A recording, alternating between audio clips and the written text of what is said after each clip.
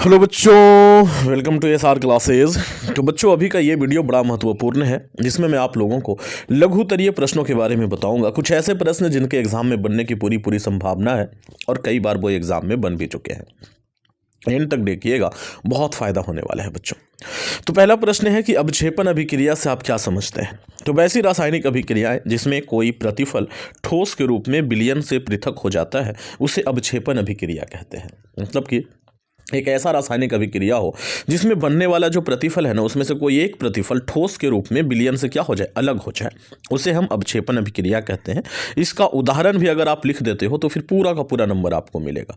ठीक है, तो कोई एक उदाहरण आप लोग लिख सकते हैं। अगला प्रश्न है बच्चों, संयोजन अभिक्रिया क्या है, एक उदाहरण दीजिए। तो वैसी अभिक्रिया जिसमें दो या दो से अधिक पदार्थ परस्पर संयोग करके एक नए पदार्थ का निर्माण करता है उसे संयोजन अभिक्रिया कहते हैं। मतलब कि एक ऐसा पदार्थ, मतलब एक ऐसा अभिक्रिया जिसमें दो या दो से अधिक पदार्थ आपस में जुड़ जाए और जुड़ करके एक नया और बड़ा पदार्थ का निर्माण करे। जैसे हाइड्रोजन और ऑक्सीजन जुड़ करके क्या बना रहा है, जल बना रहा है। ठीक, तो इसे हम संयोजन कहेंगे। लोहे को जंग से बचाने के कोई दो उपाय बताएं। ये देखिए 2019 और 22 दोनों साल में पूछा गया। तो लोहे को जंग से बचाने के दो उपाय निम्नलिखित हैं। पहला हो गया, लोहे के सतह पर पेंट कर देंगे, और दूसरा उपाय है बच्चे कि लोहे के सतह पर ग्रीस लगा देंगे, या तो लोहे पर जिंक का लेप चढ़ा देंगे, है ना। बहुत सारे तरीके हैं जिससे हम लोहे को जंग से क्या कर सकते हैं, बचा सकते हैं। दो उपाय बोला था, हमने यहाँ पर दो लिख दिया।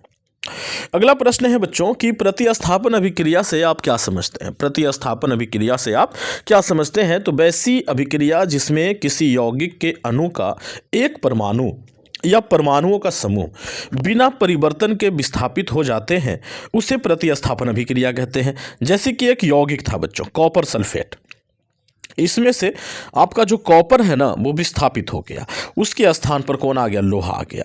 तो ये भी एक तरीका है इसको लिखने का। इसको लिखने का एक और तरीका भी है। क्या तरीका है, जैसे देखो, ये एक पहले से लवण बना हुआ है, ठीक, कॉपर का। कॉपर से अधिक क्रियाशील धातु इस लवण में डाल दिया गया, तो उसने क्या किया, अपने से कम क्रियाशील धातु यानी कि कॉपर को विस्थापित कर करके खुद उसका स्थान ले लिया, यानी कि लोहे ने उसका स्थान ले लिया। तो इसको हम कैसे लिखेंगे, ऐसे लिखेंगे कि जब कोई अधिक क्रियाशील धातु को अपने से कम क्रियाशील धातु के लवण में डाला जाता है तो वह उसे मतलब किसे, अपने से कम क्रियाशील धातु को उसके लवण से विस्थापित कर उसका स्थान ले लेता है। इस अभिक्रिया को ही विस्थापन अभिक्रिया कहते हैं, या तो प्रतिस्थापन अभिक्रिया कहते हैं, कुछ भी कह सकते हो। ठीक है बच्चों, समझ आ गया। अगला प्रश्न है, रेडॉक्स अभिक्रिया क्या है। तो वैसी अभिक्रिया जिसमें ऑक्सीकरण एवं अपकरण, यहाँ पे अपकरण लिखाएगा, जरा आप ध्यान से इसको अपकरण कर लेना। तो वैसी अभिक्रिया जिसमें ऑक्सीकरण एवं अपकरण दोनों साथ साथ होते हैं उसे रेडॉक्स अभिक्रिया कहते हैं।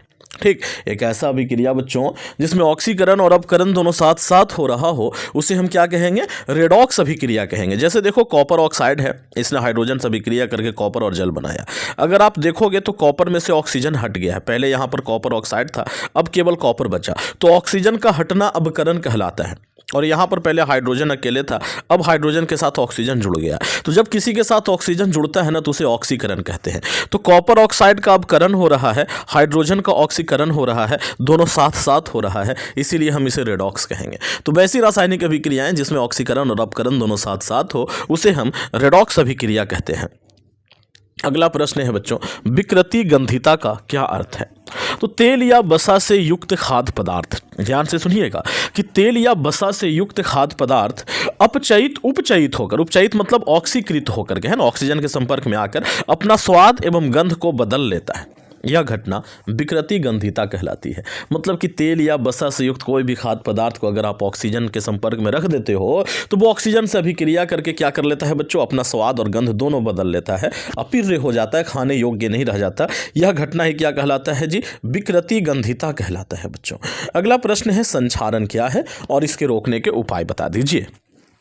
तो जब कोई धातु अपने आसपास अम्ल, नमी आदि के संपर्क में आता है तो उसकी चमक धीरे धीरे गायब हो जाती है। इस प्रक्रिया को ही क्या कहते हैं, संक्षारण कहते हैं।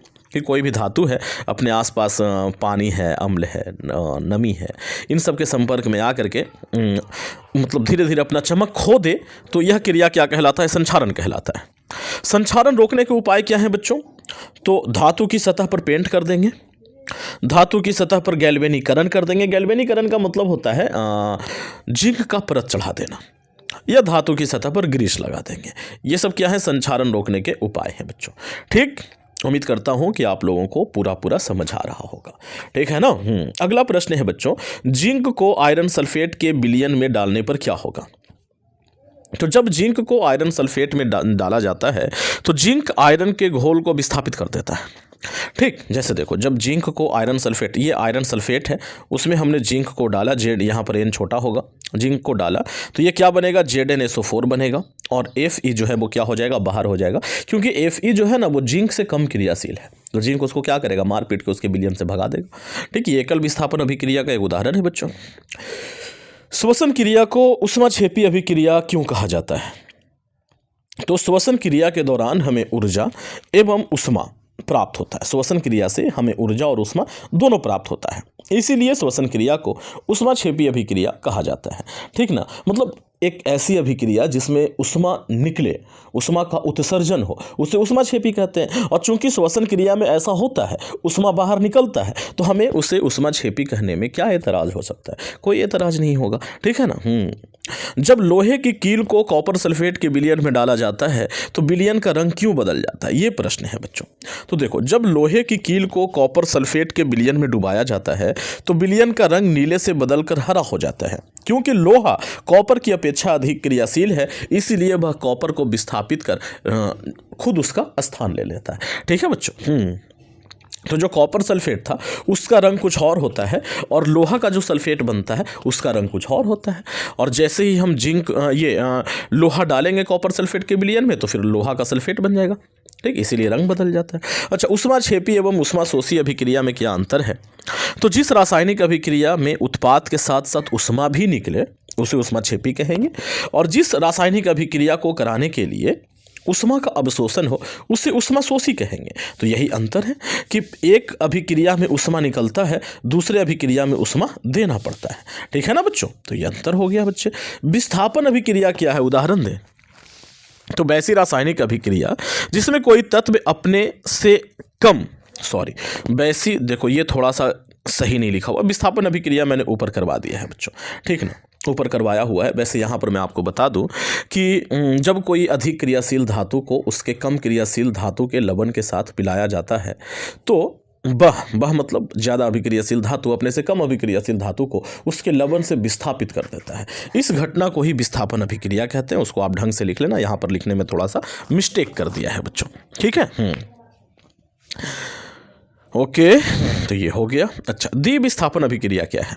तो वैसा रासायनिक अभिक्रिया जिसमें दो यौगिक अपने आयनों का आदान प्रदान कर दो नए यौगिकों का निर्माण करता है उसे द्विविस्थापन अभिक्रिया कहते हैं। बहुत अच्छा, ये बिल्कुल डेफिनेशन करेक्ट लिखा हुआ है। तो द्विविस्थापन अभिक्रिया आप लोगों को समझ में आ गया होगा। तो थैंक्स फॉर वॉचिंग। बने रहें SR क्लास के साथ। ये था आज का छोटा सा एक वीडियो। उम्मीद करता हूँ आपको पसंद आया होगा। पसंद आया है तो इसे एक लाइक करें, दोस्तों में शेयर करें। चैनल पर पहली बार है सब्सक्राइब कर करके घंटी का बटन दबा लें। Thanks for watching.